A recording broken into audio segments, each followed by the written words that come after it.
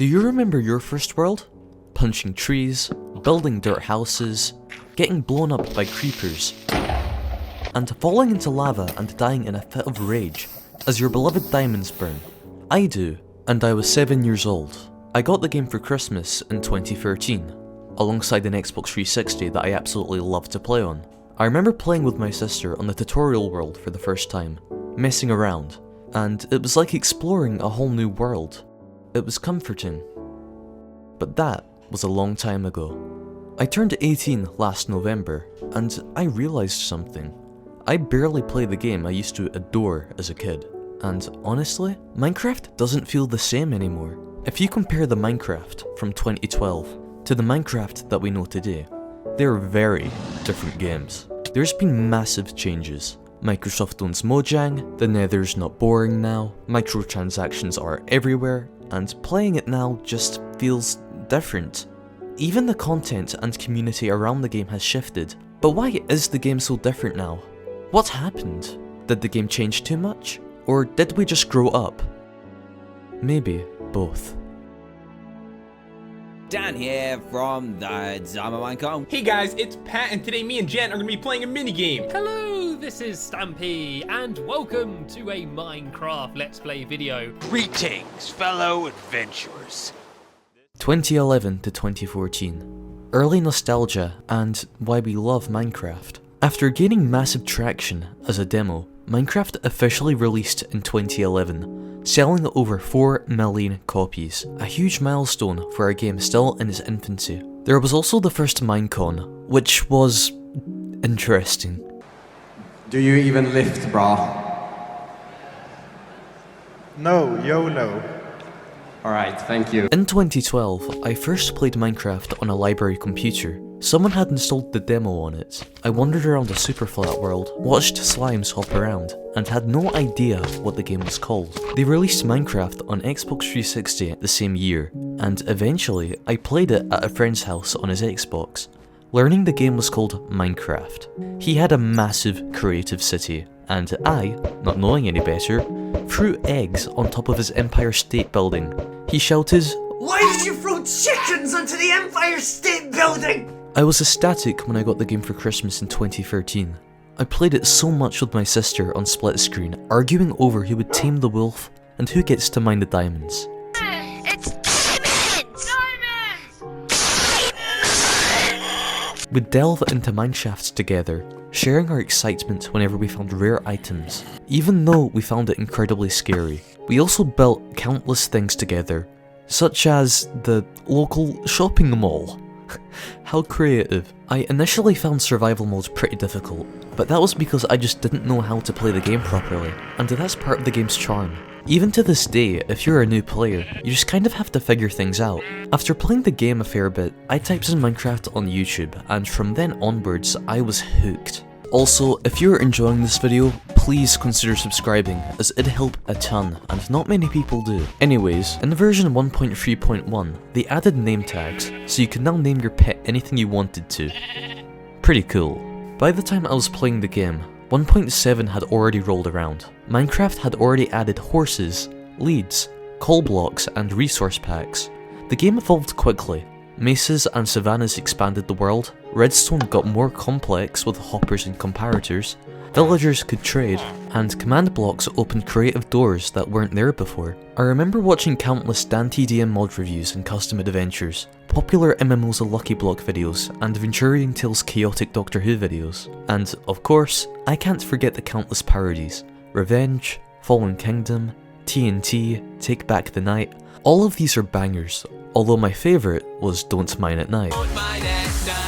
Hell yeah. This one's definitely the most interesting, to say the least. You should have seen my last Hunger Games.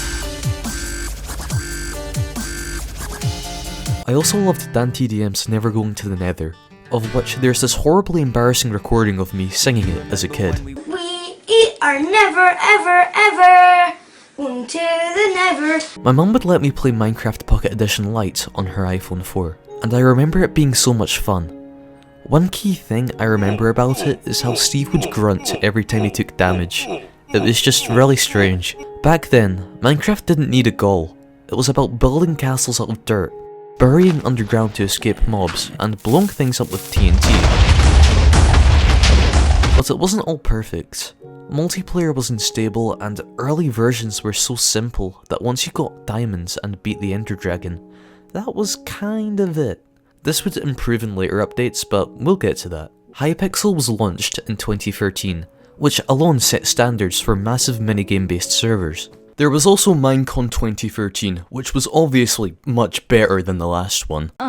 What's the recommended amount of dedicated RAM I should have to a server? Particle effects. What would happen if in the future people started forgetting about mods? The modding community was also absolutely massive, despite the game being relatively new. Popular mods at this time included the Lucky Block mod, the Herobrine mod, the Vampire mod, and so many others. If you could think of it, there was probably a mod for it. Guns, nukes, furniture, planes. The number of mods out there, even by the end of 2014, was absolutely insane, with Thaumcraft 4 being notably impressive for its time. To wrap things up, 1.4 was released in 2014, which added slime blocks, armor stands, guardian temples, and much more. It was a golden age, but Minecraft wasn't done changing. The game, and all of us, were only just getting started. 2014 to 2016, Microsoft's purchase. The game was now far past its release phase, and it was already a gaming juggernaut, being on every major gaming platform and selling insanely well. On June 17th, 2014, Notch tweeted, "Anyone wanna buy my share of Mojang so I can move on with my life? Getting hate for trying to do the right thing is not my gig." This caused a frenzy, with large companies like Blizzard and EA showing attention, with Microsoft ultimately buying Mojang for $2.5 billion, with Notch walking away with 1.8.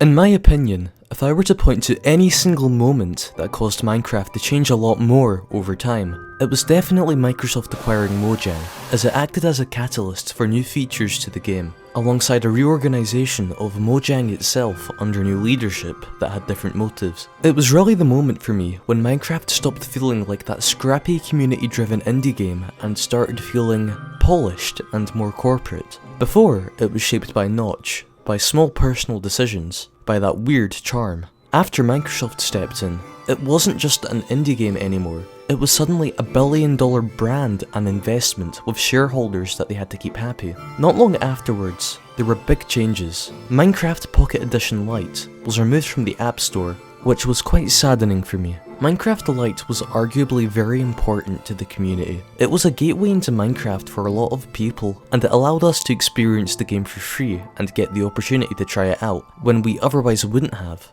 I had lots of memories of Minecraft PE Lite, staying up late on my mum's iPhone 4 playing it, building random things and just having a good time. My guess is they removed the free version of the game from mobile stores to make it more profitable, as Microsoft had just spent billions and now had to make that back. In 2015, Minecraft Story Mode was released, a strange looking Telltale game that, to me, as a 9-year-old, was peak fiction.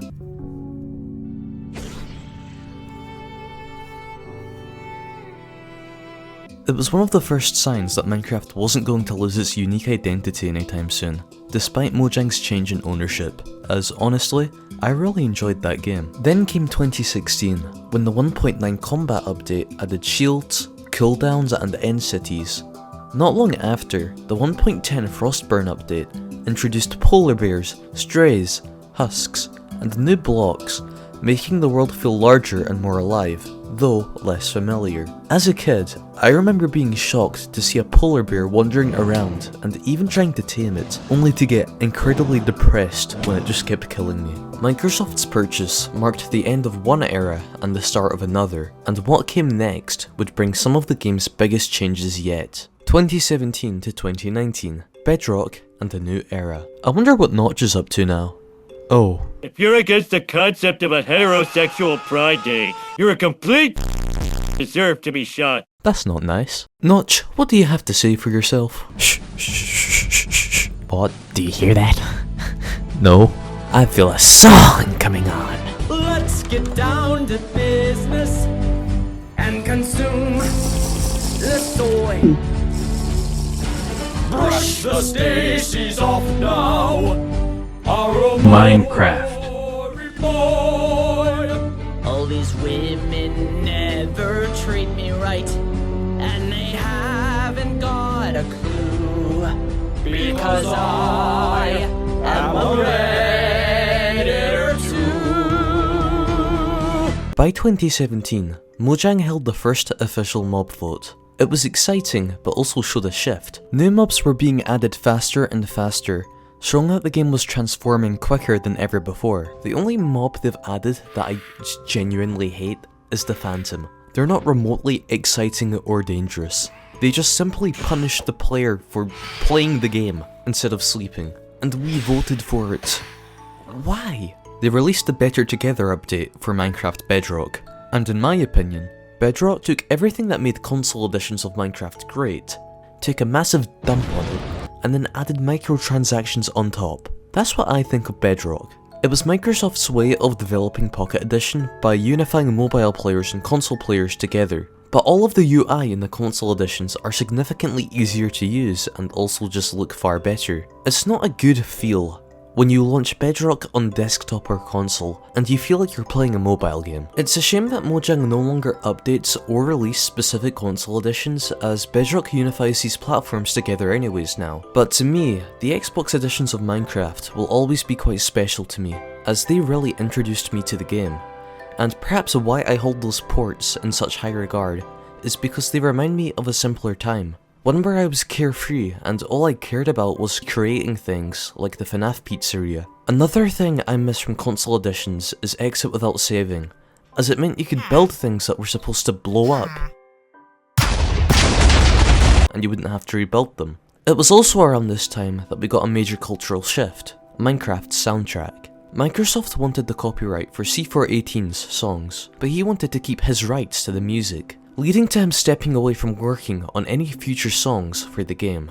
To me, this was heartbreaking, as this guy's songs were the soundtrack of my childhood. It's a reminder that Minecraft was no longer just the indie sandbox game it once was. It had become a billion-dollar property. 2020 to 2025. We grew up. By the start of 2020, Minecraft had already exploded again due to PewDiePie's Let's Play. And more so when the Dream SMP got popular the same year. When lockdown hit and everyone was stuck inside, it gave Minecraft a further boost in popularity, and it felt like Minecraft was everywhere again.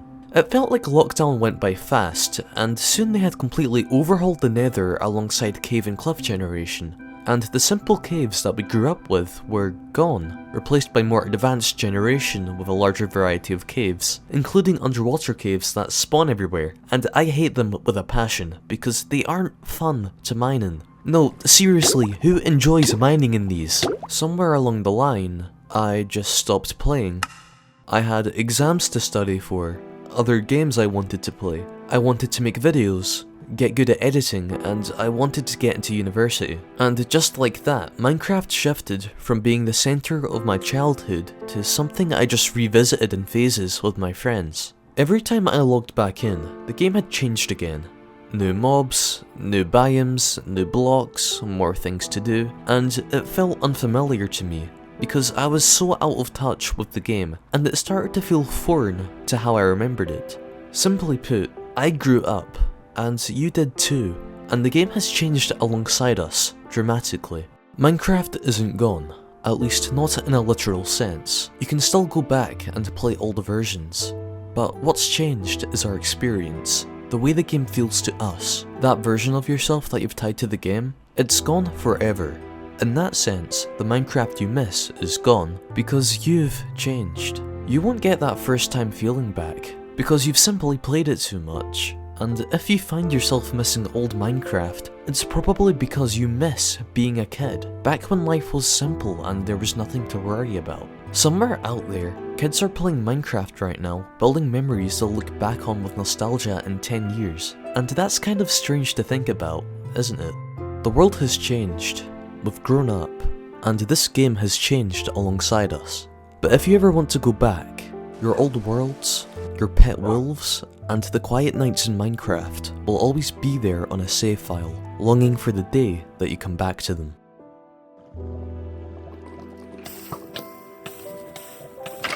pressed the wrong button. It's so dumb, this guy can't hit his shots. Why are they actually good, like, when you're trying to I know. actually do stuff, and then, like, as soon as you're trying to do something, like, they're incompetent? Ray, could you say that sentence again, please? What?